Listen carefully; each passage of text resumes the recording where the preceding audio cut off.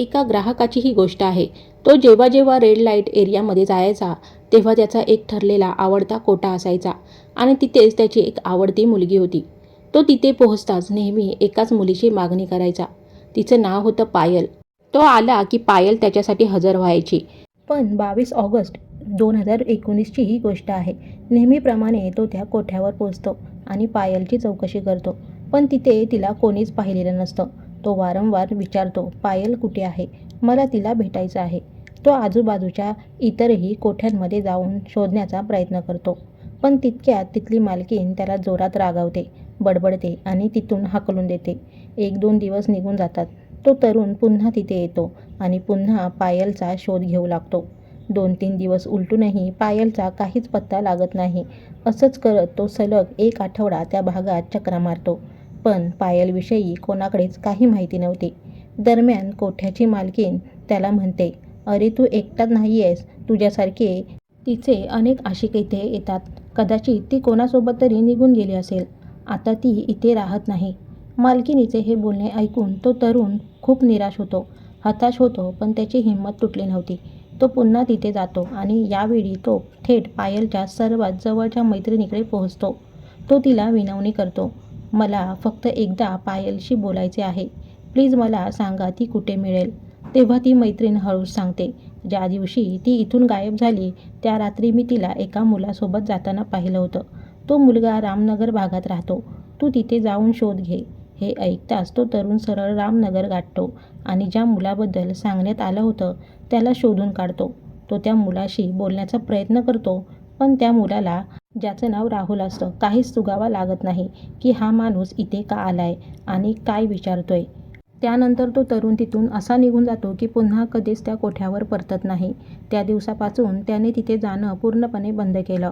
कारण पायलसोबत जे काही घडलं होतं ती सत्य कहाणी जेव्हा जगासमोर आली, वृत्तपत्रात छापून आली, तेव्हा ती ऐकून लोकांच्या पायाखालची जमीन सरकली होती. मित्रांनो, आता पाहूया नेमकं काय घडलं होतं पायलसोबत. आजच्या या व्हिडिओच्या माध्यमातून आपण हेच जाणून घेणार आहोत. तर नमस्कार मित्रांनो, स्वागत आहे तुमचं AK ऑल कंटेंट चॅनलवर. 21 ऑगस्ट 2019ची ही सकाळ. सूर्यनगर परिसराजवळून एक मोठा पाण्याचा कालवा, नहर वाहत होता. त्या संत वाहणाऱ्या पाण्यात एक गोणी एकच ठिकाणी गोल गोल फिरत होती. जणू काही पृथ्वी स्वतःच्या अंशाभोवती फिरते तशीच ती गोणी पाण्यात एकाच जागी चक्राकार फिरत होती. तिथून येणाऱ्या जाणाऱ्या लोकांसाठी हा कुतूहलाचा विषय बनला. लोक तिथे थांबले. जेव्हा लोकांनी जवळ जाऊन पाहिले तेव्हा त्या गोणीतून प्रचंड दुर्गंधी येत होती. संशय बळावला की आत नक्कीच एखाद्या माणसाचे प्रेत असू शकते.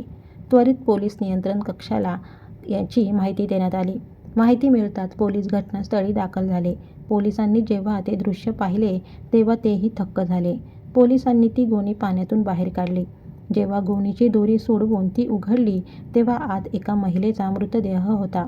पण क्रूरतेची सीमा म्हणजे त्या महिलेच्या शरीराचे तब्बल 6 तुकडे करण्यात आले होते. तिची मान वेगळी होती, दोन्ही हात वेगळे, दोन्ही पाय वेगळे आणि धड वेगळे होते. पोलिसांनी ते अवयव एकत्र केले तेव्हा तो एका 25 वर्षीय तरुण महिलेचा मृतदेह असल्याचे स्पष्ट झालं. पण ही महिला कोण होती, कुठून आली होती आणि तिची इतक्या निर्घृणपणे हत्या का करण्यात आली, असे अनेक प्रश्न पोलिसांसमोर होते. पोलिसांनी मृतदेह पोस्टमॉर्टमसाठी पाठवला. रिपोर्टमध्ये समोर आले की तिच्यावर कोणतेही शारीरिक अत्याचार किंवा मारहाण झाली नव्हती, तर थेट एकाच वारात तिची हत्या करण्यात आली होती. पोलिसांनी तिचे वर्णन आसपासच्या सर्व जिल्ह्यात आणि राज्यात पाठवले की गेल्या 1-2 आठवड्यात गायब झालेल्या 25 वर्षीय मुलींची माहिती द्यावी. पोलीस वाट पाहत होते, पण 72 तास उलटूनही कोणीच ओळख पटवण्यासाठी आले नाही. शेवटी पोलिसांनी बेवारस समजून त्या मृतदेहावर अंत्यसंस्कार केले. 29 ऑगस्ट 2019 रोजी स्थानिक पोलीस ठाण्याची घंटी वाजते. एका अनोळखी व्यक्तीचा फोन येतो. तो फोनवर सांगतो, तुम्ही ताबडतोब रामनगर भागात जा. तिथे राहुल नावाचा एक माणूस आहे जो कपडे विकायची गाडी लावतो. जर आज तुम्ही त्याला पकडलं नाही तर तो आयुष्यात कधीच तुमच्या हाती लागणार नाही. तो शहर सोडून पळून जाण्याच्या तयारीतच आहे. पोलिसांनी ही माहिती गांभीर्याने घेतली आणि तात्काळ रामनगर गाठले.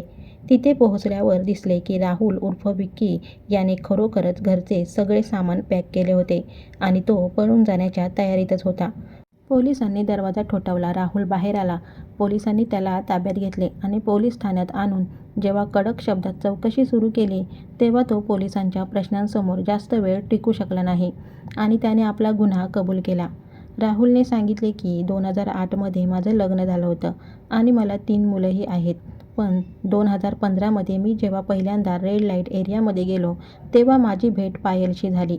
ती दिसायला खूप सुंदर होती आणि तिचं बोलणंही मला खूप भावलं. पहिल्याच नजरेत मी तिच्या प्रेमात पडलो. मी तिला सतत भेटायला जायचो आणि माझ्या कुटुंबाला याची काहीच कल्पना नव्हती.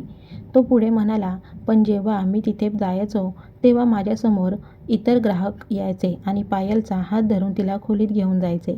हे पाहून माझा जीव जळायचा. मला खूप त्रास व्हायचा. शेवटी एक दिवस मी तिला म्हणालो की आपण लग्न करूया. मी तुला या नरकातून बाहेर काढतो. आपण लांब कुठेतरी सुखात राहू. पण पायलने हसून माझे बोलणे उडवून लावले. ती म्हणाली, हे काही दिवसांचे प्रेम आहे. तू लवकरच विसरशील. मला या फंदात पडायचे नाही. मी इथेच बरी आहे. मी तिला अनेकदा समजवण्याचा प्रयत्न केला, पण ती प्रत्येक वेळी नकार द्यायची. 20 ऑगस्ट 2019ची ती रात्र होती.